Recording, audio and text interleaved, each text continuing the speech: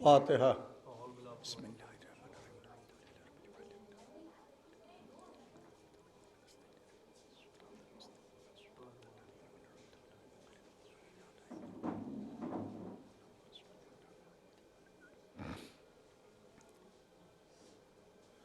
أعوذ بالله من الشيطان اللعين الرجيم بسم الله الرحمن الرحيم الحمد لله الذي هدانا لهذا وما كنا لنهتدي لولا أن هدانا الله لقد جاءت رسل ربنا بالحق والصلاة والسلام على رسول الثقلين محبوب رب المغربين والمشرقين جد الحسن والحسين أبي القاسم محمد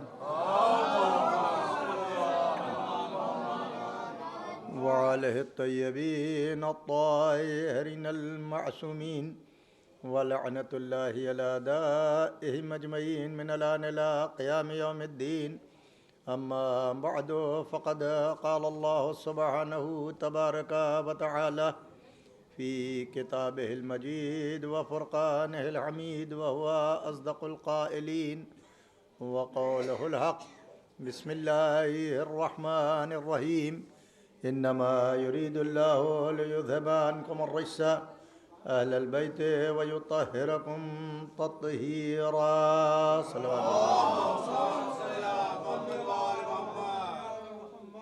परवरदिगार आलम अपनी मुक़द्दस किताब कुरान मजीद के सूरह अहज़ाब में इरशाद फरमा रहा है कि अहले बैत अल्लाह ने ये इरादा कर लिया है कि तुमको हर रिज से पाक रखेगा जो पाक रखने का हक़ है।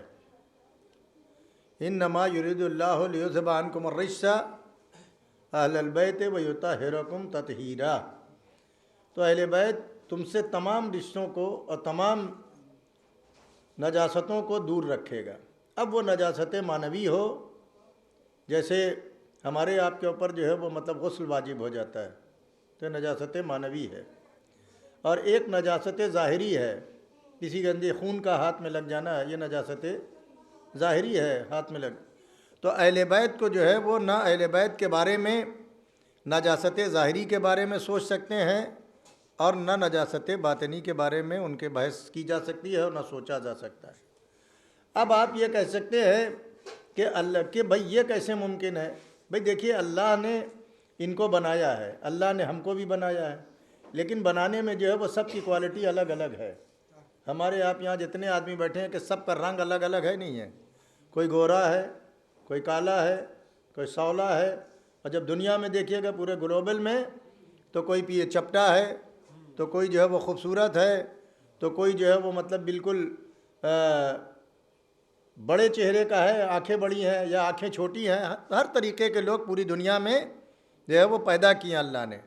और हालांकि ये सब शनाख्त के लिए पैदा किए हैं, ये फ़ख्र की कोई बात नहीं है। न गोरा अपने जो है वो गोरे चमड़े के ऊपर से जो है वो बहुत ज़्यादा जो है वो उसको गरूर होना चाहिए कि वो हमको अल्लाह ने गोरा पैदा किया है। अब ये और बात है कि हम हिंदुस्तानियों का मुक़द्दर है कि हम गोरी चमड़ी के पुजारी हैं। सियासत में भी हम सोचते हैं कि जो गोरा हो उसी को सियासत करने का हक़ है कि नहीं? अब उसी के पीछे जो है वो भागे जा रहे हैं। और उसके बाद जब मज़हब में भी आता है तो वो देखते हैं कि जो मौलवी बहुत ज़्यादा खूबसूरत है, अब उसी को हक़ है कि वो दीन की खिदमत करे। जो बेचारा काला है या सौला है या हम जैसे रंग का, उसको हक़ नहीं है। तो ये हमारी एक जो है वो मतलब ये का। अब ये भी है कि फ़ारसी में मसल भी मशहूर है कि मर्दुम शेफ्ता कमालन या जमालन। लोग जो है वो या जमाल की बूझ को मानते हैं को कबूल करते हैं और या कमाल को मानते हैं और कमाल की कदर करते हैं। तो बहरहाल उससे बहस नहीं है। तो बहरहाल ये तमाम चीज़ें जो है वो फ़ख्र के लिए नहीं है, बल्कि जो है वो भाई पैगंबर ने बाकायदा हदीस में फरमाया है कि अरबी को अजमी पर फ़ख्र नहीं है। अरब जो है वो अजम के ऊपर फ़ख्र नहीं कर सकता, नाज नहीं कर सकता कि हम अरब हैं। भाई अरबों की तारीख जो है कोई अच्छी थोड़ी रही है। ये अरब वही तो है कि जो बेटी को ज़िंदा दरगोर कर देते थे। ये वही तो है कि दूसरे कबीलों की औरतों को उठा लाते थे। ये शराब में, कबाब में, जुए में, बुराइयों में, कत्ल गारतगरी में, ख़यानत में, बददयानती में, सारी चीज़ें तो इनके ऊपर लगी हुई थी ना। तो किस बात का फ़ख्र है भाई? सिर्फ इसलिए कि नबी भेजे गए। भाई नबी भेज देने से आपको थोड़ी फ़ख्र हो जाएगा। भाई ठीक है कि भाई नबी आप यहाँ भेजे गए। नबी आप इसलिए कि जाहिर है कि जहाँ सबसे ज़्यादा बीमार होते हैं वहीं जो है वो मेडिकल का कैंप लगता है। भाई जहाँ सबसे ज़्यादा बीमार होते हैं वहीं ज़्यादा मेडिकल का सर्वे होता है। तो भाई आपके यहाँ सबसे ज़्यादा जहालत थी, सबसे ज़्यादा बुराइयाँ थी, सबसे ज़्यादा खराबियाँ थी, सबसे ज़्यादा जो है वो बददयानती थी, सबसे ज़्यादा बदकिरदारियाँ थी, सबसे ज़्यादा फहाशी, सारी चीज़ें थी है। तो अल्लाह ने जो है वो वहीं पर भेजा है कि नहीं। भाई एक बात देखिए कि इंसान, इनके अंदर जो है वो आतिफ़ा भी नहीं था, मोहब्बत भी नहीं थी, और क्या कहते हैं मामता भी तक भी नहीं थी। भाई मामता तक भी नहीं थी। भाई औरत को हैवान समझते थे। औरत को वो समझते थे कि ये इंसान नहीं है, हैवान है। कि भाई औरत को उठा के ले आना और उसके बाद जो है वो दूसरे कबीलों से ले आना और अपने उसके बाद उसी औरत से जब बच्चा पैदा हो और लड़की हो तो उसको जिंदा दरगोर करते थे। लड़का जो है वो रहता था जिंदा रखते थे, लेकिन लड़की को जिंदा दफन कर देते थे। था ऐसा नहीं माहौल था। लेकिन उस माहौल में पैगम्बर इस्लाम ने अपनी बेटी को पाला और अपनी बेटी को जो है वो दुनिया के सामने तारुफ कराया। और ऐसी वैसी बेटी नहीं थी है कि वो अरबों के मिजाज की नहीं थी, वो वहाँ से आई थी है कि जो दुनिया में पैगम्बर। और याद रखिए कि हमारे यहाँ सारे रिश्ते यहीं सब पैदा हुए। आदम यहीं पैदा हुए, नूह यहीं पैदा हुए, इब्राहिम को यहीं पैदा किया, इब्राहिम सारे नबियों को पैदा किया। 1,24,000 सिर्फ फातिमा जहरा के लिए ये मिलता है कि परवरदिगार को जब फातिमा को देना था तो पहले मेराज में बुलाया और उसके बाद जो है वो सेब की शक्ल में फातिमा जहरा को तोहफा दिया।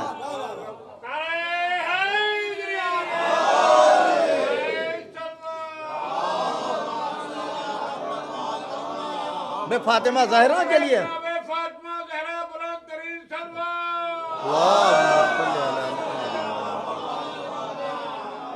देखिए, मैं नबूवतों पर फजीलत नहीं गिना रहा हूँ, जो हकीकत है उसको गिना रहा हूँ। भाई नबी फातिमा जहरा के लिए वहां बुलाया, फातिमा जहरा को देने के लिए, फातिमा का तोहफा देने के लिए रसूल को वहां बुलाया। और उसके बाद उस तोहफे को रसूल ने कैसे रखा?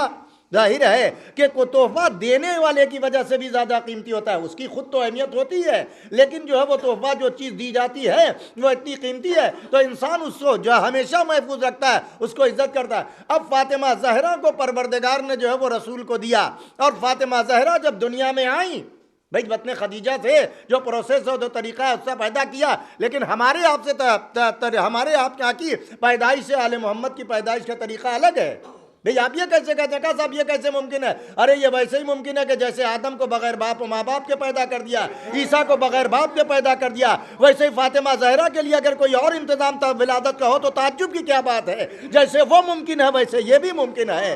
सलावत पढ़ दे मोहम्मद व आले मोहम्मद। क्योंकि फातिमा जहरा की शख्सियत जो है वो बहुत बुलंद है। मुझे सरे दर्द जो है वो फातिमा जहरा सलाम अलैहा के फ़ज़ाइल पर गुफ्तगू करना है। फातिमा जहरा की शख्सियत पहले तो ये, फातिमा जहरा का एक तो ये कि रसूल की बेटी है। भाई पहले रसूल की बेटी से पहले परवरदिगार ने इनको आज नहीं पैदा किया था।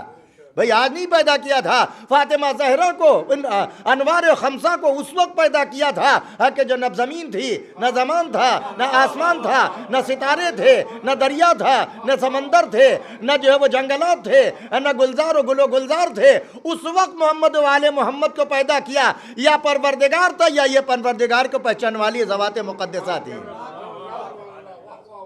और इनको पैदा किया तो इनको ऐसे आलम में ऐसी जगह रखा है कि जिन्होंने जहाँ इबादतें करते रहे। भाई आज देखिए तरक्की हुई है कि लोग साहब कहते हैं कि भाई आले मोहम्मद को अगर ये हमको फजीलत मिल जाती तो हम भी ऐसे ही हो जाते। ऐसे हरगिज़ ना हो पाते। भाई आले मोहम्मद वाले मोहम्मद को जो मर्तबे अता किए हैं, मोहम्मद वाले मोहम्मद को जो फजीलत अता की है, ये भाई ठीक है परवरदिगार की अताबारी है। भाई हमको आपको मिल जाती तो हम भी हो सकते थे, लेकिन नहीं, ऐसा नहीं है। अल्लाह ने सबका इम्तिहान लिया है, सबको परखा है, सबको जांचा है, आलम आलस में सबसे इकरार लिया है। तवज्जो चाह रहा हूँ कि भाई आप देखें कि आज जो है वो आप अपने दौलत के बलबूते पर अब मोहम्मद वाले मोहम्मद को पैदा किया और पूरी कायनात का निज़ाम भी उनके हवाले कर दिया नहीं कर दिया। तो आप ताज्जुब की बात ना कीजिए, समझिएगा कि अल्लाह ने उनके हवाले कर दिया, ऐसे ही नहीं किया। भाई आप हम मिसाल देते हैं, बात अच्छी तरीके से वादे हो जाए। आज ज्यादातर चीजें जो है वो कार्डलेस होती जा रही हैं। ये वायर वगैरह का ज़माना अब तकरीबन ख़त्म हो रहा है। पंखे हैं रिमोट के ज़रिए से चलने वाले आ गए।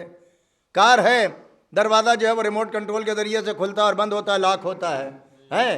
उसके अलावा हीटर भी ऐसे आए, यही लखनऊ में, हिंदुस्तान में मैंने देखा, लखनऊ में मैंने ही ख़रीदा था। ऑरपेट कंपनी ने एक हीटर बनाया था, रूम हीटर, वो रिमोट से चलता था। प्लग लगा दीजिए, उसके बाद रिमोट से चलाइए, बढ़ाइए, टाइमर, सारी चीज़ें लगी थी, है कि नहीं। अब उसके बाद मोबाइल आपका है, भाई यही कार्ड से चार्ज हो गया, उसके बाद ये आपके पास चार्ज आए तो का सारी चीज़ों का। उसके बाद दरवाज़ा घर का निज़ाम चलाने के लिए सारी चीज़ें जो है वो आप, प्रिंटर है वो भी जो है वो कार्डलेस आ गया, आपने दबाया बटन, उसके बाद प्रिंटर से कागज जो है वो छप छप के निकलने लगा। तो सारी चीजें कार्डलेस होती जा रही हैं। आपने ये निज़ाम कैसे खरीदा भाई, कहाँ से मिला आपको, कहाँ से? कहा मौलाना हमने मेहनत की, मशक्क़त की, पैसा कमाया और पैसे के बलबूते पर ये सारा सिस्टम और निज़ाम हमने खरीदा है। तो मालूम ये हुआ कि अगर आप पैसा का मेहनत करके, मशक्क़त करके, खेती बाड़ी करके या दौलत किसी जो है वो जायज़ नाजायज़ ज़रिए से कमाते हैं और उसके बाद उससे एक सिस्टम खरीदते हैं, तो बैठे बैठे जो है वो सारा निज़ाम चला लेते हैं। तो अगर आप पैसे के बलबूते पर ये सारा निज़ाम जो है वो घर के चलाने का खरीद सकते हैं, तो मोहम्मद व आले मोहम्मद ने जो आलमे नूर में इबादतें की है,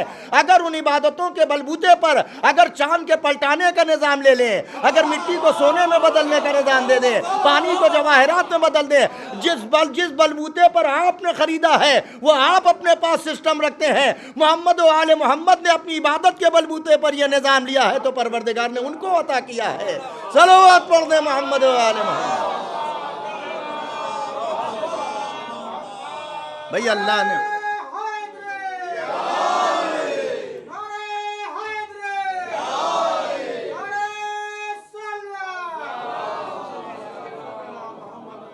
तो ऐसे ही नहीं दिया, परवरदिगार ने उनको जब पैदा किया तो वो हजारों साल तक जो है वो आलमे नूर में अल्लाह की इबादत करते रहे, अल्लाह की बंदगी करते रहे। ना उस जमाने में उनके ऊपर जो है वो कहीं से रिज्क का दाग लगा, ना किसी और की पूजा का दाग लगा, ना वो उस जमाने में नजासत के करीब थे, ना आज है। अब कहेंगे साहब कैसे मुमकिन है, इस दुनिया में है तो कैसे मुमकिन नहीं है कि वो जो है वो नजासत या उन तक ना पहुंच जाए। मैंने कहा बिल्कुल मुमकिन है, कैसे मुमकिन नहीं है भाई। अल्लाह की कुदरत के ऊपर शक कर रहे हैं आप। भाई दुनिया में हर चीज़ बनती है, भाई आग की खुसूसियत है हर चीज़ को जला देना, लेकिन कुछ ऐसे लिबास भी मिलते हैं जो फायर प्रूफ कहलाते हैं। फायर ब्रिगेड वालों से पूछिए कि वो ऐसा लिबास पहन के जो है वो कमरे, जलते हुए कमरे के अंदर चले जाते हैं और वहां से आदमी को जिंदा या चीज़ को जिंदा निकाल कर या चीज़ को महफूज तरीके से ले आते हैं। तो मालूम है आग की खासियत है जलाना, पानी की खासियत है जो है वो चीज़ों को जो है वो जंग लगा के तबाह कर देना, लेकिन ऐसे पिंड और ऐसे कोड आते हैं कि जो मेटल के ऊपर लगा दिया जाता है वो समंदर के अंदर या ज़मीन के अंदर रहता है, ना वो उसको जंग लगता है ना वो ख़राब होता है। तो अगर इंसान जो है वो तहफ़्फ़ुज़ के लिए ऐसा निज़ाम बना सकता है, तो अगर परवरदिगार ने इस्मत का लिबास पहना कर हम मोहम्मद व आले मोहम्मद को भेजा है कि जिन तक ना नजासत पहुंचे, ना बुराई पहुंचे, ना जुल्म पहुंचे, तो ताज्जुब की क्या बात है। तुमने अपने तहफ़्फ़ुज़ के एतबार से चीजें बनाई, अल्लाह ने इस्मत के जरिए से मोहम्मद व आले मोहम्मद को ऐसा बनाया है।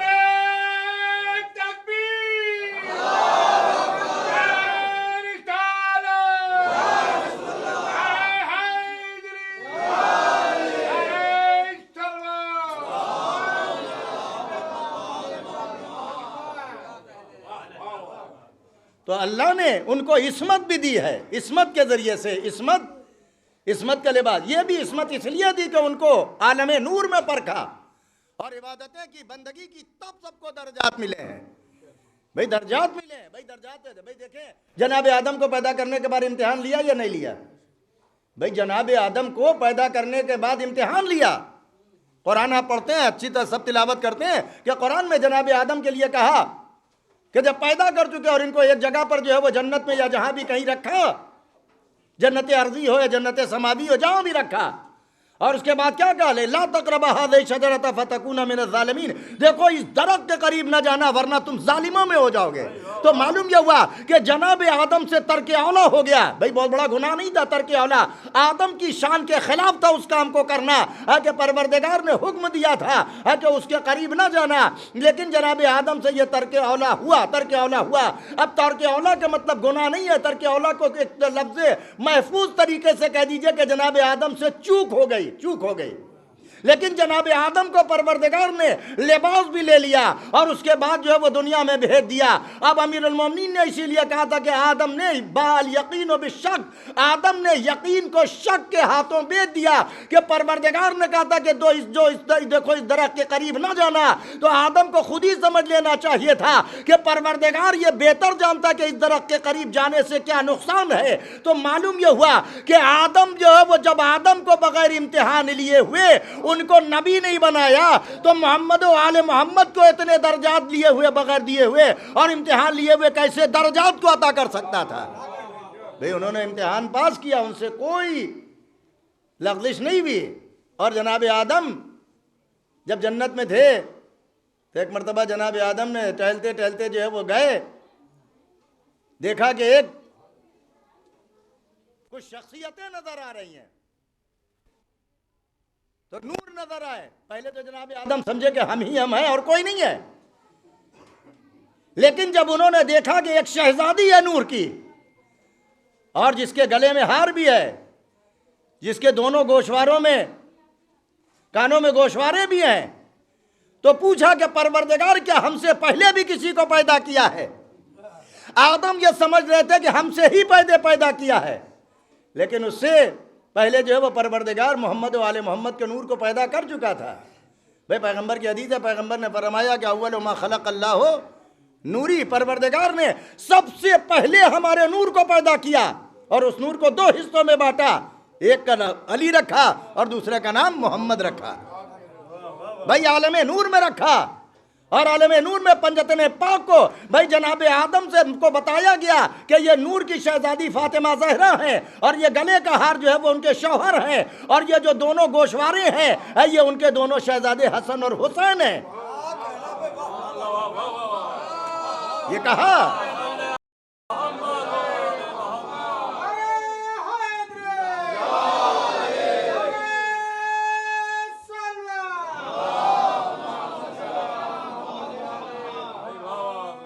जनाबे पैगंबर पंजतन पाक को खमसे नौजबा को पहले पैदा किया, आदम को बाद में खल्क किया और जनाबे आदम से तरके औला हुआ तो ज़मीन पर भेजे गए। भाई ज़मीन पर भेजे गए और तो तरके औला की वजह से तो मालूम यह हुआ कि अंबिया से तरके औला हुआ। भाई अंबिया में सिर्फ जनाबे आदम ही से तरके औला नहीं हुआ है, भाई जनाबे आदम से ही सिर्फ तरके औला नहीं हुआ है। जनाब यूसुफ नबी है, बाप भी नबी बेटा भी नबी, जनाब यूसुफ भी नबी है और जनाब यूसुफ के वालिद जनाब याकूब भी नबी। तब यहाँ पर दो रवायतें हैं, कहते हैं कि जनाब याकूब को जब अपने बेटों के ज़रिए से बहरहाल मालूमात फराहम हुई कि हाँ यूसुफ ज़िंदा है और अजीज़ है, मिस्र के यहाँ तख्त पे तख्त था जो वजारत उनके पास है और वो साहिब मनसब और साहिब ओहदा है, तो जनाब याकूब अपने बच्चों के साथ गए मिलने के लिए। जब मिलने के लिए गए तो यहाँ दो रवायतें हैं, एक रवायत यह कि जनाब याकूब घोड़े पर थे उचरे नहीं, एक रवायत यह कि जनाब याकूब अपने तख्त पर बैठे रहे और जब बाप जनाब याकूब आए तो जनाब याकूब जो है वो उतर कर अपने बाप की ताज़ीम के लिए नहीं आए। वह परवरदिगार ने एक मरतबा जिब्रील को भेजा और कहा कि जाकर या यूसुफ से कहो कि अपना हाथ अपनी जेब में डालें। जैसे ही जनाब यूसुफ ने अपना हाथ डाला का मुट्ठी बंद रखे और उसके बाद हाथ बाहर निकाले, मुट्ठी बाहर निकाले और मुट्ठी को खोलें। जनाब यूसुफ ने हाथ को डाला और उसके बाद मुट्ठी को बाहर निकाला और जैसे ही मुट्ठी को खोला तो एक नूर था कि जो जनाब यूसुफ के हाथों से निकल गया। ये नूर नबूवत था जो नस्ल यूसुफ से निकल गया। तो मालूम यह हुआ कि अंबिया से तरके औला और चूक हो सकती है, लेकिन मोहम्मद और आले मोहम्मद को अल्लाह ने ऐसा बनाया है कि न जानबूझ के कोई खता हो सकती है, न चूक हो सकती है, न आमदन कोई हो सकती है। अब समझे मेरे मौला ने पूरी जिंदगी जौ की रोटी पे बसर कर लिया लेकिन गेहूं तक को नोच नहीं किया।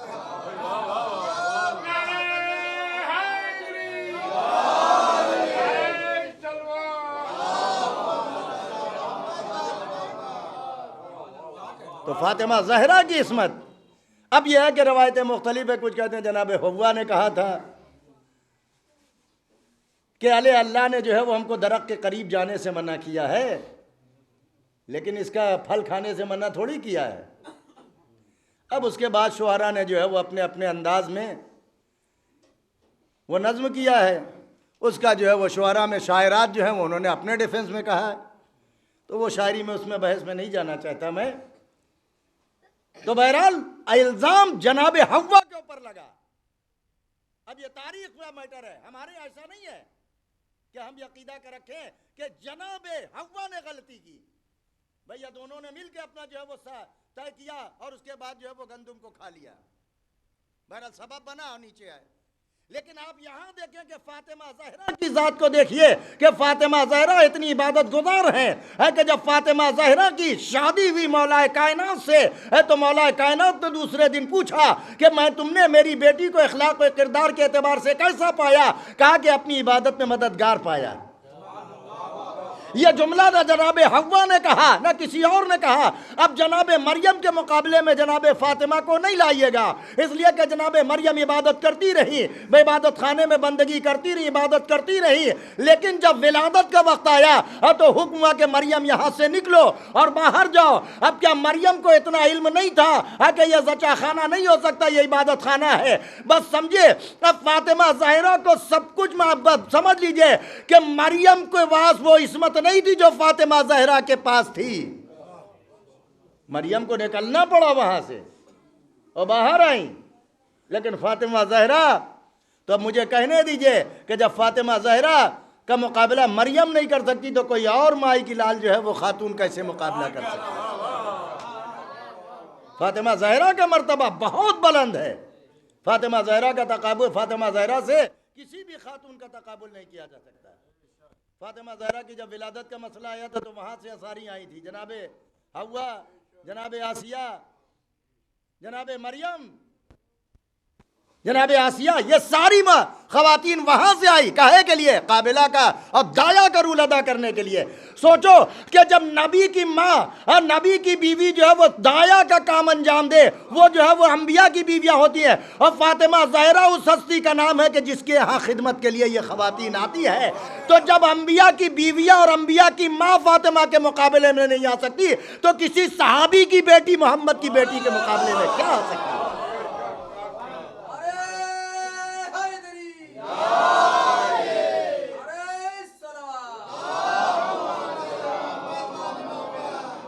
फातिमा ज़हरा के मुकाबले में किसी को नहीं लाया जा सकता। फातिमा ज़हरा का मर्तबा कहाँ और फातिमा ज़हरा की अजमत कहाँ? भाई सारी आपके मुसलमानों की किताबें लिखती हैं कि पैगंबर ने जो है बुखारी में मौजूद है रवायत, फातिमा तो पैगंबर ने, फातिमा को पहले तो रसूल के यहाँ बेटी पैदा हुई और रसूल ने बेटी को पाला। पढ़ाने उड़ाने के लिए नहीं मिलता है कहीं कि फातिमा ज़हरा को पैगंबर ने पढ़ाया है, फातिमा ज़हरा को तालीम दी है।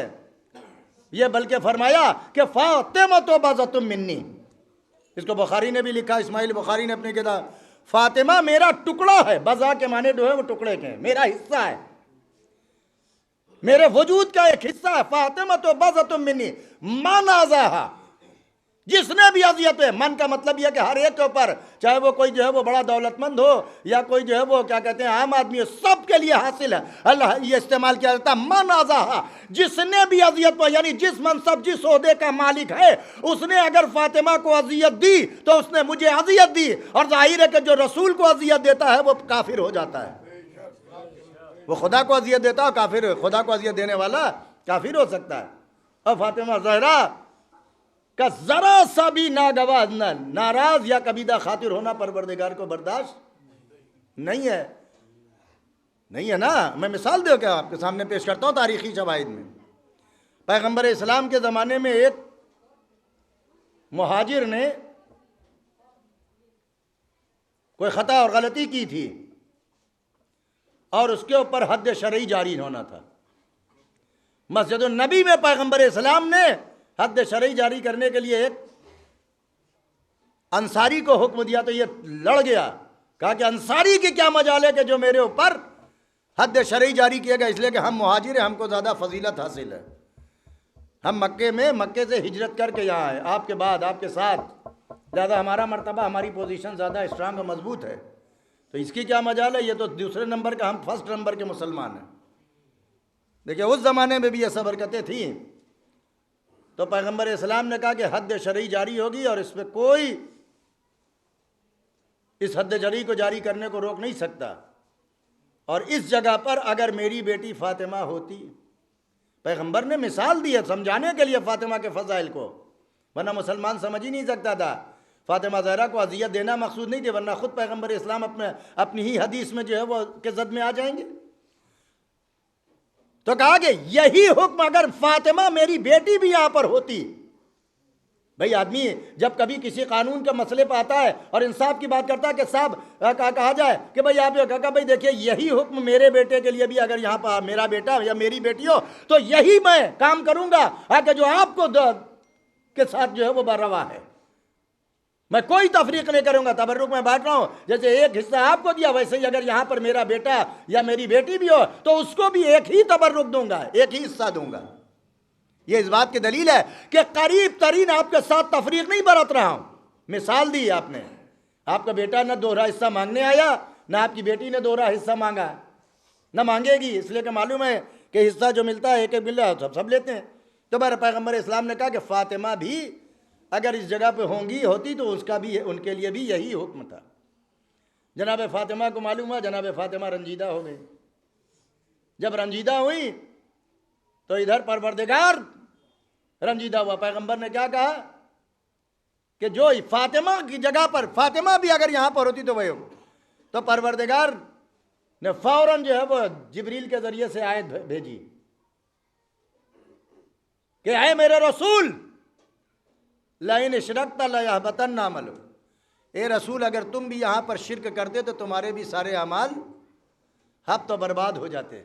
यह कुरान की आयत है, रसूल को वार्निंग दी रहे, अगर तुम भी शिरक करते तो तुम्हारे भी सारे अमाल। भाई रसूल शिरक नहीं करते, लेकिन रसूल ने फातिमा ज़हरा का नाम मिसाल में लिया। परवरदिगार ने फातिमा ज़हरा की नाराजगी का नोटिस लिया और कहा कि अगर तुम भी शिरक करते तो जैसे तमाम मुशरिकों के अमाल बर्बाद हैं वैसे तुम्हारे भी अमाल। अब रसूल नाराज, रसूल जो है वो कबीदा खातिर हो गए, रसूल रंजीदा मरूल हो गए। फौरन परवरदिगार ने कुरान की आयत नाजिल की, लौ काना फीहिमा आलिहतुन इल्लल्लाह लफसदता, अगर आसमान और जमीन में दो खुदा होते तो कायनात का निजाम दरहम बरहम हो जाता। परवरदिगार रंजीदा, यानी पैगंबर ये बताना चाह रहे हैं कि देखो अगर फातिमा का जरा सा शाहिद मिसाल में नाम आ जाए तो ना खुदा बर्दाश्त नहीं कर सकता, तो फातिमा के दर के जलाने को कैसे बर्दाश्त कर लेगा, फातिमा के फदक के छीने जाने को कैसे परवरदिगार बर्दाश्त कर लेगा, कैसे बर्दाश्त कर सकता। फातिमा को अजियत देने वाले जो भी लोग हों, तारीख में आप तलाशिए और पढ़िए और देखिए, लोग पढ़ते उड़ते तो है नहीं और बहस मुसलमानों पर इल्ज़ाम लगा देते हैं फ़ज़ाइल पढ़ने वालों में, कैसा भी अपने पास ना सारी चीज़ें हमारे उलमा ने बाकायदा किताबों में लिखा है और सारी चीज़ों को वादे किया है। फदक के सिलसिले में देखिए, फदक फातिमा ज़हरा का हिस्सा था, उस पर मैं अभी नहीं आ रहा हूं। तो फातिमा ज़हरा की अजमत है और फातिमा ज़हरा के साथ साथ फातिमा ज़हरा के घर की भी बहुत अजमत है। फातिमा ज़हरा के घर, फातिमा ज़हरा जब बचपन में थी तो अरब के माहौल का कोई असर फातिमा ज़हरा पे नहीं हुआ। किसकी बेटी थी? मलिकतुल अरब की बेटी थी, जिसने सारी दौलत जो है वो राह इस्लाम में लुटा दी और खर्च कर दी, सारी दौलत। और कहीं से नहीं मिलता कि फातिमा ज़हरा ने अपनी माँ से कोई फरमाइश की, खदीजतुल कुबरा से, जो मलिकतुल अरब थी, अरब की क्वीन और मलिका थी, उससे कोई मुतालिबा नहीं किया। न फातिमा ज़हरा के लिए कपड़ों के अंबार और जोड़ों के छोड़े, न कीमती जवाहरात थे, न कोई कीमती हार था, न कोई जो है वो बहुत बड़ा मकान और कला और कसर छोड़ा। और फातिमा ज़हरा ने सादगी के साथ जिंदगी गुजारी। 5 साल तक अपनी माँ के साथ रही, 5 साल तक अपनी माँ के साथ रही, लेकिन फातिमा ज़हरा ने मिसाली जिंदगी गुजारी। और इस 5 साल में के बाद फातिमा ज़हरा ने पैगंबर इस्लाम की खिदमत भी की। पैगंबर इस्लाम के ऊपर जब ओझड़ी डाली गई काबे के करीब तो फातिमा ज़हरा गई, फातिमा ज़हरा ने बाकायदा धुलाया भी पैगंबर इस्लाम के ऊपर जो ओझड़ी डाली गई थी। और बाकायदा फातिमा ज़हरा हौसला बढ़ाती रही पैगंबर का। और उसके बाद जब मदीने में आई तो मदीने में भी खिदमतें की। भाई जंग उहद में पैगंबर इस्लाम ज़ख्मी हुए तो फातिमा ज़हरा वहाँ भी गई और पैगंबर का ज़ख्म धुलाती जाती। अमीरुल मोमिनीन सिपर में पानी लाते थे तो फातिमा ज़हरा ने उस वक्त, लेकिन फातिमा ज़हरा आपे से बाहर नहीं हुई। बाप ज़ख्मी हुआ था, बाप के दंदाने मुबारक तोड़े गए थे। हैं, आप यही अंदाज़ा लगा लीजिए कि मक्के की औरतों के जो है वो वारिस के शौहर या उनके रिश्तेदार जब जंगे बद्र में मारे गए है तो वो सब जो है वो नाचती गाती हुई जंगे ओहद में लड़ने के लिए आ गई। और फातिमा को देखिए कि बाप जख्मी हुआ, बाप की तीमारदारी तो करने गई, लेकिन कहीं से फातिमा ज़हरा ने न कोई तकरीर की, न कोई जो है वो बयान दिया, न किसी किस्म का हमला किया। ये फातिमा के कैरेक्टर की दलील है। और यही चीज़ जो है वो फातिमा ज़हरा ने जब फदक का मसला आया तो फदक फातिमा ज़हरा का छीन लिया गया, हड़प गस्ब कर लिया गया। अव्वल तो फातिमा ज़हरा की मीरास बनता ही नहीं था, वो एक अलग मौजू है कि फदक मीरास नहीं थी, इसलिए कि जाहिर है कि पैगंबर ने जब अपनी ज़िंदगी में दिया तो वो हिबा हुआ ना भाई। हिबा अलग चीज़ है, मीरास अलग चीज़ है। मीरास मरने के बाद बढ़ती है, और हिबा जो है वो अपनी ज़िंदगी में जो बाप जिसको चाहे जो दे वो हिबा है। और हिबा जो है वो तरका नहीं बन पाता, और मीरास हिबा नहीं बन पाती।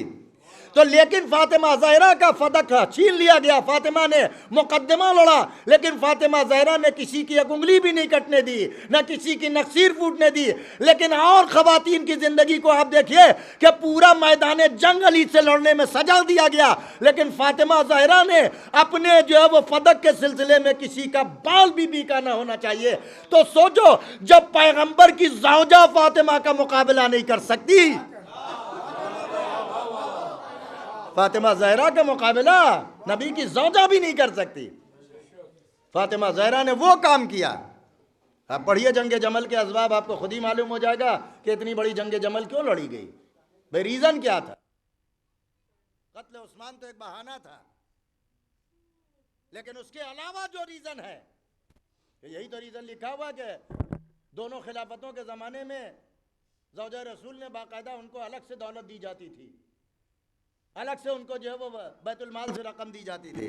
लेकिन फातिमा ज़हरा ने कभी बैतुल माल से जो है वो कभी कोई मुतालिबा किया? कोई मुतालिबा नहीं किया। फातिमा ज़हरा ने कभी वो कोई मुतालिबा नहीं किया। फातिमा ज़हरा को कोई खुसूसियत नहीं थी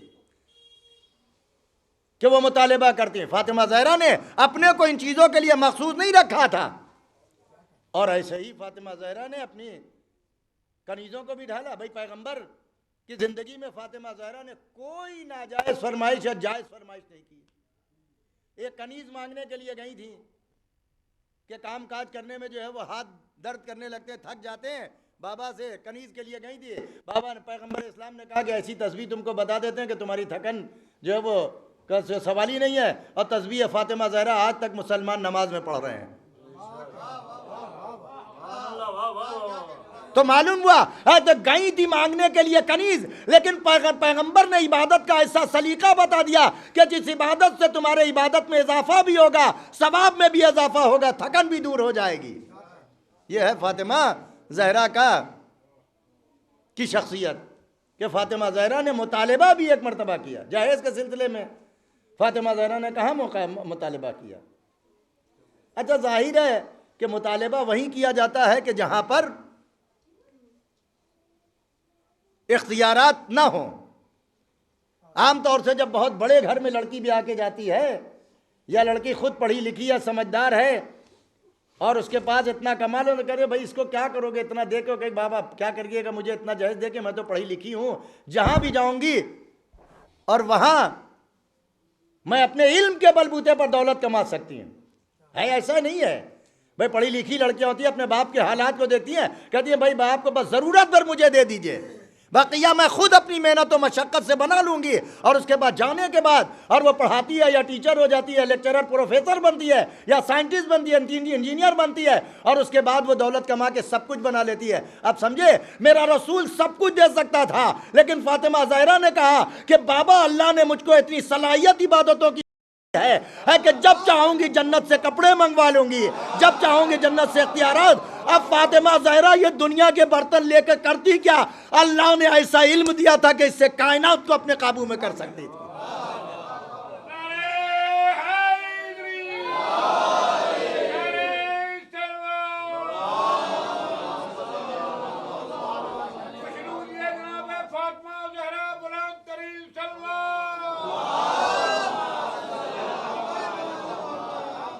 और ये भी नहीं, शौहर भी ऐसा ही था, लेकिन शौहर से भी वहाँ मुतालिबा कुछ नहीं किया कि हमको ये चाहिए।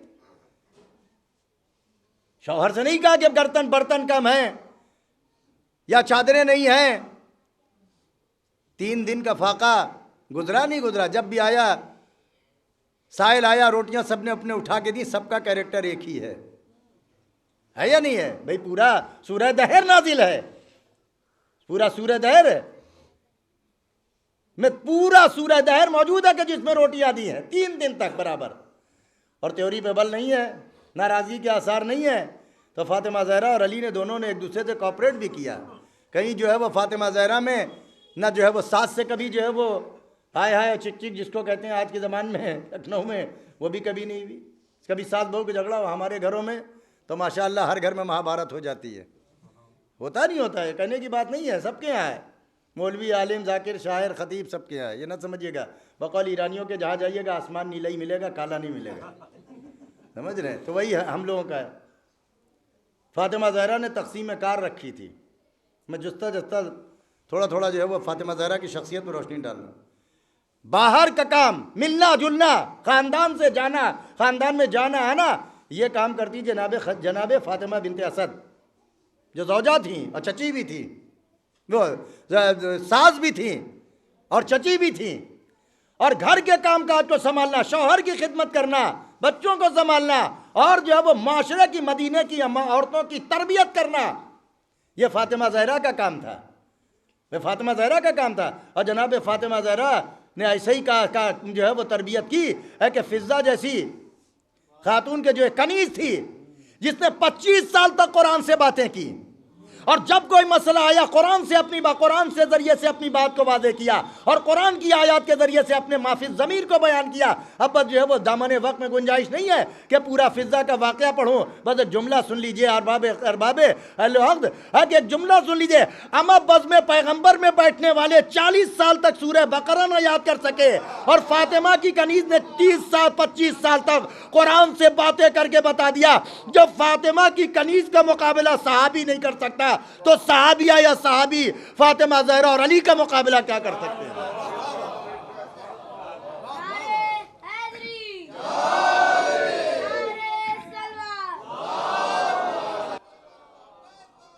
फातिमा ज़हरा के मुकाबले में कोई ना है। अब ठीक है, आपके हाथ में कलम है, मुंह में ज़बान है, जो जी चाहिए लिखिए और जो जो चाहे बयान दीजिए, लेकिन लिखने में इतने अंधे हो गए कि अज़वाज रसूल का जो कैरेक्टर मुसलमानों ने लिखा है वो अगर बयान किया जाए मिंबर से तो आप तो न रोकेंगे, लेकिन अंदर से औरतों से पर्चा आ जाएगा, मौलाना क्या खुराफात आप पढ़ रहे हैं, आपको क्या हो गया है? ऐसी रवायात किताबों में पढ़िए, आयात शैतानी सेंटेनिस वर्सेस जो उसने किताब लिखी रुश्दी ने, वो सब आप ही की किताबों, मुसलमानों की किताबों से लिखा है। प्रकाश ने जो रंगीरा रसूल लिखी थी वो आप ही की हरकतों की वजह से लिखा है। और आज भी पूरी दुनिया में जो इस्लाम बदनाम हो रहा है वो आपकी वजह से बदनाम हो रहा है। अगर मोहम्मद और आले मोहम्मद की सीरत को मद्देनजर रखा होता और वसीयत पैगंबर के ऊपर अमल किया होता तो ये मुसलमान न दर दर रुसवा होता, न जलील होता, न ठोकरे खाता। मुसलमान अपनी हरकतों की वजह से ये आले मोहम्मद के दरवाजे के छोड़ने का अंजाम है कि जूते खा रहे हो। आले मोहम्मद का दरवाज़ा छोड़ा तुमने, आले मोहम्मद के दरवाजे से हटे तो जलील भी हुए, रुसवा भी हुए और हो रहे हो। और अल्लाह ने इस डर का है इनसे जो चीज़ मंसूब है। तो बहरहाल जनाब फ़िज़्ज़ा के बता रहा हूँ कि फातिमा ज़हरा ने तो कोई मुतालिबा कभी किया नहीं अली से कि बर्तन जो मिट्टी के हैं तांबे के चाहिए हैं, कपड़े जो है वो सूती है, हमको रेशमी पर्दे और कपड़े चाहिए, ऐसा कुछ नहीं किया। जनाब फ़िज़्ज़ा ने जब देखा कि घर में बहुत सादगी का माहौल है, जनाब फ़िज़्ज़ा प्रिंसेस और शहज़ादी थी ज़ंजबार अफ्रीका की, और इनको पैगंबर ने बशारत दी थी और इनको हुक्म दिया था कि तुम आओ, एजाज़ इनको मदीने पहुँचाया गया है। और जनाब पैगंबर इस्लाम ख़ुद इनको लेने के लिए गए हैं मदीने से बाहर इस्तकबाल के लिए। फ़ातिमा ज़हरा सलामुल्लाह अलैहा ने कहा कि मैं बाबा जाना चाहती हूँ फ़िज़्ज़ा के लिए, तो कहा नहीं बेटी मैं जा रहा हूँ। अब अजीब व गरीब बात है, अब यहाँ पर बात आ गई तो कहना ही पड़ता है। जब कोई मुल्क का कोई मेहमान आता है तो कौन जाता है लेने के लिए, है भाई? अक्सर कभी कभी ये होता है कि जब बहुत अहम शख्सियत है तो वो अपने किसी नुमाइंदे को एयरपोर्ट भेज देता है कि जाए। तो यहाँ फातिमा ज़हरा की तरफ से नुमाइंदगी कौन करने जा रहा? पैगंबर करने जा रहा है, पैगंबर करने जा रहा है। ये फातिमा की अजमत की दलील है। अब जाहिर है कि अजमत को कहाँ तक बयान किया जाए। भाई हमसे ये ना कहा जाए कि आप पैगंबर को बढ़ा देते हैं, इसलिए कि यही हमारे ऊपर इल्ज़ाम है कि पैगंबर से आप हर अली को बढ़ा देते हैं। ना हमने अली को बढ़ाया, ना हमने फातिमा ज़हरा से ज़्यादा फातिमा ज़हरा को नबी से ज़्यादा बढ़ाया, इसलिए कि नबी ने उठ उठ के ताज़ीम करके बताया कि हम फातिमा को बढ़ा रहे हैं, तुम नहीं बढ़ा सकते। और यही चीज़ अली के बारे में कहा कि अली पैगंबर इस्लाम के पास बैठे हुए हैं। अली ने एक मरतबा अली का चेहरा देखा और कहा, अली चंद फजीलतें अल्लाह ने तुमको ऐसे दी हैं कि मुझको भी नहीं दी। चंद फजीलतें अल्लाह ने तुमको ऐसी दी है कि मुझको भी नहीं दी है। जैसी ज़ौजा अल्लाह ने तुमको अता की वैसी ज़ौजा मुझको अता नहीं की। जैसा खुस्र अल्लाह ने तुमको अता किया वैसा खुस्र मुझको अता नहीं किया। जैसे बेटे अल्लाह ने तुमको दिए हैं वैसे बेटे मुझको। अरे मुसलमानों, जब बात फज़ाइल में नबी अली के मुकाबले में नहीं आ सकता, अब तो तुम्हारी क्या हैसियत है कि अली के मुकाबले में लाओगे? ये पैगंबर वाज़े कर रहे हैं कि देखो अली के मुकाबले में न था, ना अली के से किसी को बढ़ाने की कोशिश न करना। अली को फजीलतें कुछ अल्लाह ने ऐसी दी हैं कि मुझको नहीं दी हैं, ये सामने ही बात। तो बहरहाल जनाब फिज़्ज़ा ने जब घर का माहौल देखा तो फिर जनाब फिज़्ज़ा ने इल्म कीमिया के ज़रिए से उन्होंने सोने की प्लेट बनाई, पत्थर, और बना के लेकर आई मौलाए कायनात के पास। कहा मौला ये बाज़ार में जाके बेच दीजिए और कुछ घर के लिए जो है वो असबाब और सामान ख़रीद दीजिए जो ज़रूरी हैं।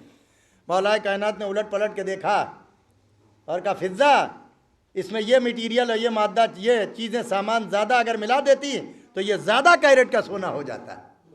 अब जो फिज़्ज़ा ने ये मौला कायनात से सुना, अभी फातिमा तक बात नहीं आई है, अली तक आई। फातिमा जनाब मौला कायनात ने कहा कि अगर इसमें ये मादा, ये मटीरियल ज़्यादा मिला देती है तो ये ज़्यादा कैरेट का सोना हो जाता। तो फिज़्ज़ा ने कहा कि मौला क्या आपको ये भी आता है? तो मौला ने कहा कि फिज़्ज़ा मुझे क्या कुछ नहीं आता, कौन सी चीज़ है कि जिसका मुझे इल्म नहीं है, लेकिन हम अपनी दुनिया के लिए इन चीज़ों को इस्तेमाल नहीं कर सकते।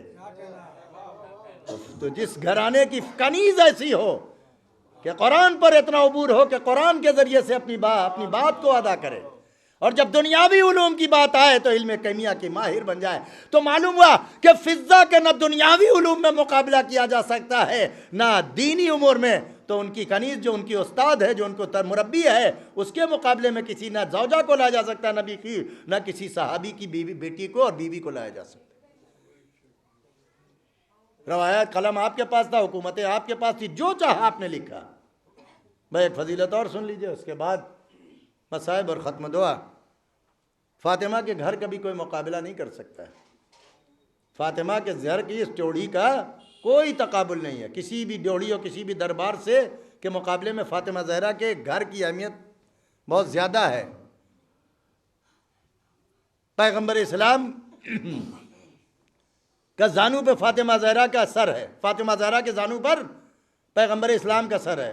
बाप का सर बेटी के जानू पर है। तबीयत नासाज है, आराम कर रहे हैं पैगंबर इस्लाम,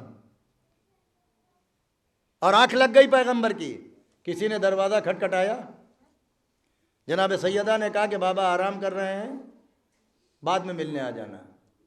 फिर कुछ देर खामोशी रहे, फिर खटखटाया, फिर कहा कि भाई बाबा आराम कर रहे हैं, जब बाद बेदार होंगे थोड़ी देर के बाद आ जाना। लेकिन तीसरी मरतबा कुछ ऐसे लहजे में कहा कि फातिमा ज़हरा रंजीदा हो गई और आंखों से आंसू समझ गई कि ये कौन है आने वाला। वह फातिमा ज़हरा सलामुल्लाह अलैहा के आंखों से आंसू का गिरना था। पैगंबर ने आंखें खोली, बेटी गिरिए के क्या सबब है, ये महजून और मगमूम क्यों हो? कहा बाबा दरवाजे पर आने वाला बार बार इजाज़त मांग रहा है, बार बार इजाज़त मांग रहा है। मैं कह रही हूँ कि बाबा आराम कर रहे हैं। तो एक मरतबा पैगंबर इस्लाम ने कहा, बेटी फातिमा ये तेरे घर का शरफ है, आने वाला कोई और नहीं है, ये मलकुल मौत है जो तेरे दरवाजे पर इजाज़त मांगने के लिए आया है। भाई यही मलकुल मौत जनाब सुलेमान जब गार्ड ऑफ ऑनर ले रहे थे और अपनी फ़ौजों का मुआयना कर रहे थे और कसर पर थे, टावर पे, और खड़े हुए थे स्टिक लगाए हुए, और कहा था कि कोई भी बग़ैर मेरी इजाज़त के टावर के ऊपर ना आए, सब नीचे। इतने में जीने पर जो है वो कदमों की चाप महसूस हुई। जनाब सुलेमान को पलट के देखा तो एक आदमी चला आ रहा है जीने चढ़ता हुआ। कहा भाई तुम कैसे, मैंने इजाज़त के नहीं, बगैर मेरी इजाज़त के कैसे आ गए? कहा सुलेमान मैं वो हूं कि जिसको कहीं इजाज़त लेने की ज़रूरत नहीं पड़ती है। कहा कौन हो? कहा कि मैं मलकुल मौत हूं, आपकी रूह कब्ज़ करना चाहता हूं। कहा सुलेमान ने कहा कि बस इतनी मोहलत दे दो कि धूप से साए में चल जाए। कहा इतनी भी मोहलत नहीं है और सुलेमान की रूह कब्ज़ कर दी। अब जुमला सुन लीजिए। अरे जब फातिमा की चौखट का मुकाबला फिरौन का दरबार जनाब सुलेमान का दरबार नहीं कर सकता तो किसी और का घर फातिमा के घर के मुकाबले में कहां से आ सकता है? फातिमा की शख्सियत बहुत अजीम है। फातिमा ज़हरा की सवाने हयात को हमारी लड़कियों को और औरतों को पढ़ना चाहिए और मर्दों को भी पढ़ना चाहिए। फातिमा ज़हरा के एक एक ज़िंदगी के पहलू पर रोशनी। फातिमा का सब्र पढ़िए कि फातिमा ज़हरा कैसी साबिरा थी। शौहर के गले में रस्म बन गई लेकिन फातिमा ज़हरा ने कोई औल फौल बात नहीं की। फातिमा ज़हरा ने किसी को हमला नहीं किया। फातिमा ज़हरा का फदक छीन लिया गया लेकिन फातिमा ज़हरा ने फदक के सिलसिले में कोई किसी की एक उंगली भी और नक्सीर भी न कटने दी, न उंगली कटने दी, न नक्सीर फूटी। चे जाए कि कत्ल होना और मारा जाना। फातिमा ज़हरा के घर को दरवाज़ा जलाया गया लेकिन फातिमा ज़हरा ने किसी के घर दरवाजे को नहीं जलाया, न जलवाया। बनी हाशिम ताकतवर थे, बनी हाशिम के पास कुदरत थी, ताकत थी।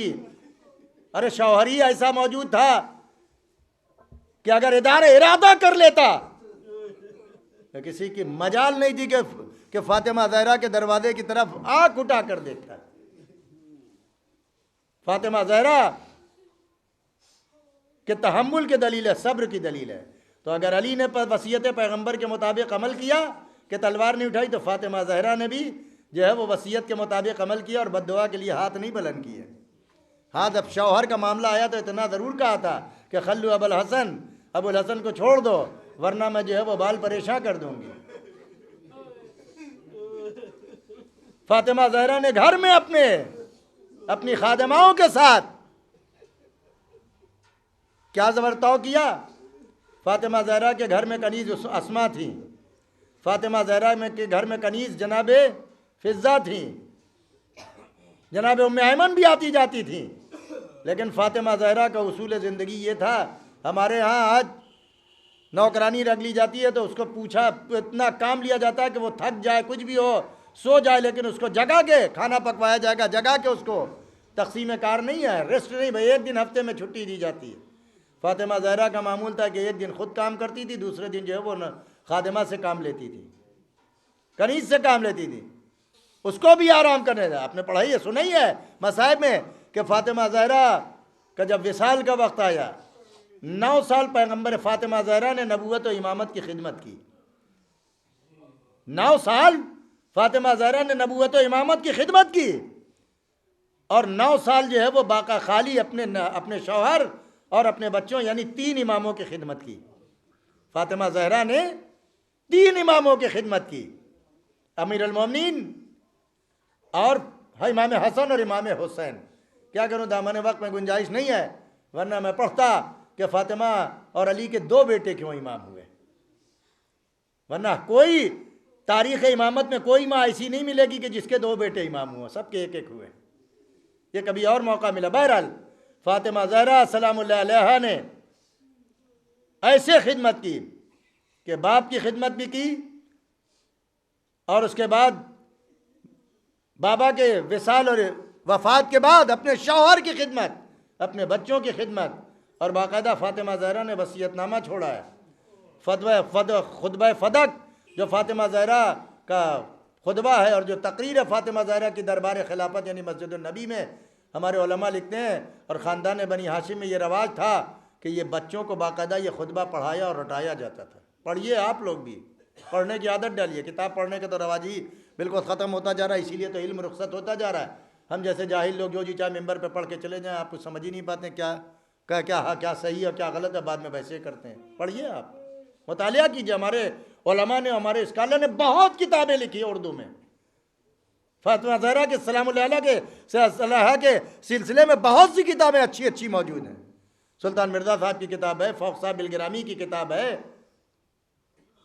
एक और आलिम और बहुत से लोग, मुजफ्फर अली खान साहब इलाहाबाद वाले, उन्होंने सवाल उम्रिया फातिमा ज़हरा लिखी है, बिहारुल अनवार का फातिमा ज़हरा सलाम अलैहा से मुतालिक किताब। बहरहाल तो फातिमा ज़हरा ने अपने शौहर की खिदमत की, और तारीख़ ये भी लिखती है कि जब फातिमा ज़हरा को दुनिया से 18 साल की उम्र में फातिमा ज़हरा असा लेकर चलने लगी थी। 18 साल में हमारे यहाँ लड़कियाँ अभी ब्याही भी नहीं जाती हैं। कम वाक़यात होते हैं कि 18 साल से कम 3 लड़कियाँ 18 साल में ब्याह दी जाए। अब तो 20-22 साल 23 साल लड़कियों की तालीम के बाद ही होता है। लेकिन फातिमा ज़हरा ने 18 साल की उम्र में असा लेकर चलने लगी। और फातिमा ज़हरा ने मौलाए कायनात से वसीयत की, ए अबुल हसन, अगर आप मेरे बाद जो है वो शादी कीजिएगा, तो एक दिन जो है वो अगर ज़ौजा के पास रहिएगा तो एक दिन मेरे बच्चों के पास रहिएगा। इसलिए कि फातिमा ज़हरा ये मोहब्बत को तक़सीम कर रही है। ए अबुल हसन, मैंने बराबर से आपके बच्चों के ऊपर शफ़क़त की, मेहरबानी की, कभी बच्चों से जो है वो झिड़क के बात नहीं की, कभी बच्चों को डांटा नहीं। बच्चों में मासूम भी थे, गैर मासूम भी बच्चे थे, इस्मत के वो दर्जे वाले नहीं थे। जनाब ज़ैनब भी थी, जनाब उम्मे कुलसूम भी थी। लेकिन फातिमा ज़हरा ने शौहर को वसीयत की और उसके बाद कहा कि अबुल हसन, जब मेरी वफ़ात हो जाए तो रात में गुस्ल दीजिएगा, रात में कफन पहनाइएगा, मेरा जनाजा तारीख़ी शब में उठाइएगा, और जो ताबूत जो है वो फ़िज़ा ने मुझे और अस्मा ने बताया है उसी तरीके का ताबूत बना के मेरा जनाजा उठाइएगा। और उसके बाद ये भी कहा कि मेरे बच्चे छोटे हैं, इनका हर तरीके से ख्याल रखिएगा। फातिमा ज़हरा ने वसीयतें की। फातिमा ज़हरा ने कहा कि देखिए कि अबुल हसन, फ़ला फ़ला को मेरे जनाजे में ना आने दीजिएगा, फ़ला फ़ला मेरे जनाजे में ना आए, इसलिए कि मैं नहीं चाहती कि वो मेरे जनाजे में आए। 3 लोगों के नाम लिए और एक ज़ौजा पैगंबर का नाम लिया कि ये मेरे जनाजे में ना आए। जिसको देखना हो तारीख़ में उठा कर देख ले, ये मैं अपना अक़ीदा नहीं पढ़ रहा हूँ, ये तारीख़ी हक़ाइक़ है जो आपके सामने बयान कर रहा हूँ। फातिमा ज़हरा ने सारी वसीयतें की, मौलाए कायनात अपने कामकाज को चले गए। फातिमा ज़हरा ने बच्चों को नहलाया धुलाया, घर की सफाई सुथराई की। उस दिन आपकी बारी थी, जब सफाई सुथराई कर चुकी और जब क्या कहते हैं बच्चों को नहला धुला चुकी और ख़ुद जो है वो नहा धोकर तैयार हो गई, तो एक मरतबा अस्मा से कहा कि मैं हुजरा इबादत में जा रही हूँ, मैं इबादत के लिए हुजरे में जा रही हूँ। तो मालूम हुआ कि फातिमा ज़हरा शौहर की अभी भी इबादत में मशगूल थी, कि जब शौहर के कामों को कर रही थी, बच्चों की खिदमत कर रही थी, वो भी इबादत थी। अब जो है वो इबादत इलाही में फिर जा रही है कि अल्लाह के हुजूर हाजिर होकर इबादत करने जा रही हैं। फातिमा ज़हरा ने कहा, अस्मा, जब तक मेरी तस्बीह और तहलील की आवाज़ आती रहे है तू अंदर ना आना, जब तक मेरी तस्बीह और तहलील की आवाज़ आती रहे न तू बाहर है, तुम मेरे हुजरे में ना आना। अस्मा कहती है कि मैं बाहर बैठ गई और कान जो है वो हुजरे की तरफ लगाए रही, दर की तरफ, तो आवाज़ आती रही, सुब्बूहुन कुद्दूसुन, इस्तिग़फ़ार की आवाज़, तस्बीह की आवाज़, तहलील की आवाज़ आती रही। लेकिन एक मरतबा मैंने देखा, मैंने सुना कि फातिमा की आवाज़ अब नहीं आ रही है। बस मेरा दिल बेचैन हो गया, घबरा के उठी, इंतज़ार किया एक लम्हे के लिए। जब आवाज़ नहीं आई मैंने दरवाज़ा खोला, अंदर गई, देखा बिन्ते रसूल दुनिया से रुखसत हो चुकी हैं, माथे पर मौत का पसीना। फातिमा अस्मा ने चीख मारी। एक मरतबा मौला हसन आए नाए का मादर गिरामी हुजरे में है, कुछ तबीयत अलील है। एक मरतबा जाके माँ से दुआ कहा कि अस्मा नहीं, मेरी दुनिया से माँ चली गई। शहजादे रोते हुए बाबा के पास पहुँचे, ए बाबा, मादर गिरामी दुनिया से रुखसत हुई, जज़ाकुम रब्बुकुम। मौलाए कायनात तशरीफ़ लाए। मौलाए कायनात ने फातिमा ज़हरा सजीब मासूम आलमियान के वसीयत के मुताबिक आपको गुस्ल दिया। जब गुस्ल देने लगे, गुस्ल देते जाते थे, असहाब पानी दे रहे थे, मौलाए कायनात गुस्ल दे रहे थे। एक मरतबा गुस्ल देते देते मौला चीख मार के रोए। चीख मार के रोना था कि असहाब ने पूछा, मौला आप चीख मार के क्यों रोए, क्या गजब हो गया? अरे फातिमा की पसलियाँ टूट गई थी, लेकिन मुझको न बताया। फातिमा ने सब्र किया, जज़ाकुम रब्बुकुम। फातिमा ज़हरा को कफन पहनाया। कफन पहनाने के बाद ताबूत में रखा। ताबूत में रखे के बाद जनाजा सहने खाना में लाए। एक मरतबा एक एक बच्चे को आवाज़ दी कि आओ मेरे लाल, अपनी माँ का आखिरी दीदार कर लो। एक मरतबा इमाम हुसैन से कहा कि छोटे थे, कहा बेटा आओ अपनी माँ का आखिरी दीदार कर लो। बस एक मरतबा जनाब इमाम हुसैन ने कहा बाबा अम्मा के अम्मा जब तक बुलाती नहीं थी मैं नहीं आता था, माँ अब भी बुलाएंगी तो मैं आऊँगा। बस एक मरतबा इतना इमाम हुसैन को रोते हुए कहना था कि बंदे कफन टूटे, हाथ बरामद हुए कफन से, हसनैन दा हुसैन दौड़ दौड़ के निपट गए, मलाए आला में तरातुम बच गया, निदा इलाही आई, ए अली अरे हसनैन को जनाजे से हटा लो वरना मलाइका में तलातुम बरपा हो गया है। अरे मलाइका में गिरिया की आवाज, हसनैन को जुदा किया, समझा बुझाकर जनाजा लेकर चले। अरे पीछे पीछे बच्चे रोते हुए, 5 बरस की ज़ैनब, अरे फातिमा का गाम, तारीकी है शब, वो अली ने कब्र में उतारा और कहा कि या रसूल अल्लाह आपकी अमानत, अरे जैसी थी वैसी न दे सका। अरे मतलब ये था फातिमा ने सब्र किया, पसलियां टूट गई, मुझको न बताया, अरे जख्मी पहलू लेकर दुनिया। अला लअनतुल्लाहि अलल कौमिज़ ज़ालिमीन व सयअलमुल लज़ीना ज़लमू अय्या मुनक़लिबिन यनक़लिबून। परवरदिगार मोहम्मद वाले मोहम्मद का वास्ता हमारी इस इबादत को कबूल फरमा। परवरदिगार मोहम्मद वाले मोहम्मद का वास्ता हमको जनाब सैयदा सलामुल्लाह अलैहा के मुतक़िदीन में और उनकी मारिफत रखने वालों में शुमार फरमाना। परवरदिगार हमको फ़ातिमा ज़हरा सलामुल्लाह अलैहा की शफ़ाअत महशर में हमारे नसीब में करार देना। परवरदिगारा मोहम्मद वाले मोहम्मद का वास्ता मखसूसन सैयद आलमियान का वास्ता जो लोग परेशान हाल हैं उनकी परेशानियों को बरतरफ फरमा। परवरदिगारा जो मरीज़ हों उनको जनाब सैयदा सलामुल्लाह अलैहा के सदक़े में शफ़ाए कामिल और आजिल अता फरमा। परवरदिगारा पूरी दुनिया से इस कोरोना को रुख़सत फरमा। परवरदिगारा जनाब फ़ातिमा ज़हरा सलामुल्लाह अलैहा की शहादत के अय्याम में जो है वह कोरोना वैक्सीन जो है वह शुरू हुई है। परवरदिगारा इस वैक्सीन को लोगों के लिए मुफीद और सेहत बख्श करार देना। परवरदिगारा पूरी दुनिया से ये मर्ज जल्द से जल्द रुख़सत हो जाए। परवरदिगारा इमाम ज़माना अलैहिस्सलाम के ज़हूर में ताजील फरमा। परवरदिगारा हम सब का शुमार इमाम ज़माना अलैहिस्सलाम के नासरीन में करना।